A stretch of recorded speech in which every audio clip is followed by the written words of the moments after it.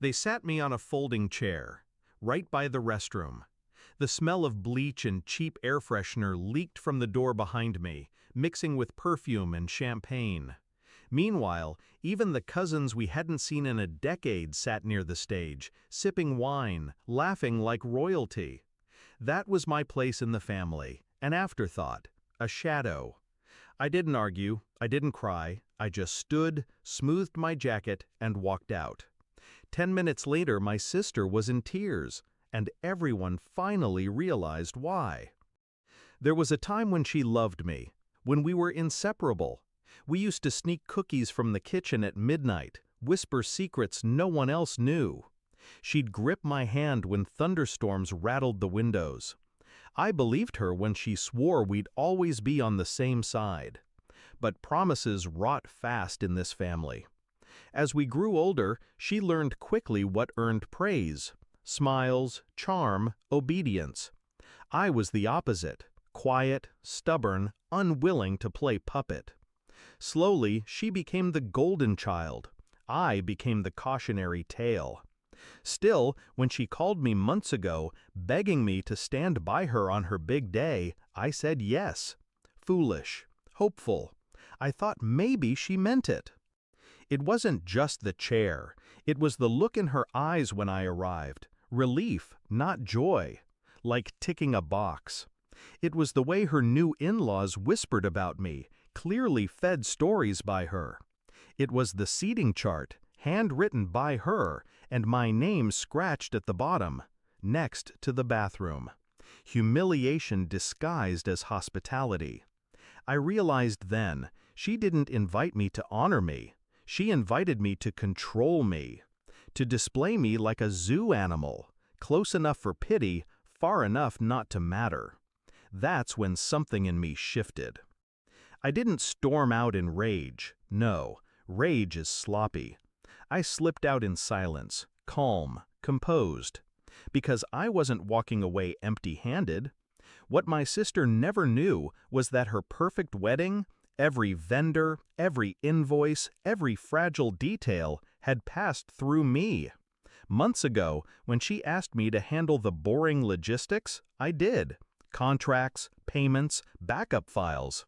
Everything ran through my email, my passwords, my accounts. She thought it was servitude. She didn't realize it was leverage. I walked to my car, opened my phone. One app, one button, one message. Cancel. The florist? Gone. The band? Gone. The lighting crew? Gone. Each with polite automated messages reminding her of unpaid balances. Balances I had quietly rerouted to her personal card weeks earlier. The caterer? They were already setting up when they received the stop order. They packed their dishes and drove off. And the cake, God, the cake! A towering 5-tier monument of sugar. Hours before delivery, I instructed them to hold it until final payment cleared. It never would. By the time I slipped back into the hall, the ripple had started. I returned to find whispers replacing laughter, plates half empty, wine glasses clinking nervously, the music faltering. Then, her scream. She stood in the center of the hall, veil trembling, mascara streaking. The caterer left. The flowers aren't coming. The cake! Where's the cake?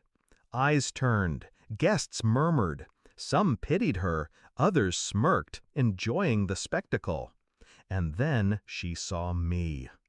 I sat calmly in the same folding chair by the restroom, hands folded, expression neutral. She staggered toward me, voice cracking. "What did you do?" I tilted my head. "I did exactly what you asked. I handled the logistics." It took a moment for her to understand, for the realization to bloom across her face. Then her mouth fell open, eyes wide, like she was staring at a stranger. "No," she whispered, "you wouldn't." I leaned closer, my voice low, only for her. "You made me invisible. Tonight, I made you unforgettable." By midnight, the wedding was rubble. No flowers, no music, Guests left hungry, gossiping louder than the DJ ever could. Her perfect fairy tale ended in whispers and pity. Photos of her breakdown circled the family chat before she even changed out of the dress. And me? I drove home in silence, windows down, air cold and clean. For the first time, I didn't feel small, or forgotten, or pushed aside. I felt seen. Because humiliation cuts both ways. And when they sat me in that folding chair by the restroom, they gave me permission. I didn't ruin her wedding. I corrected the seating chart. And this time, everyone finally noticed where I belonged.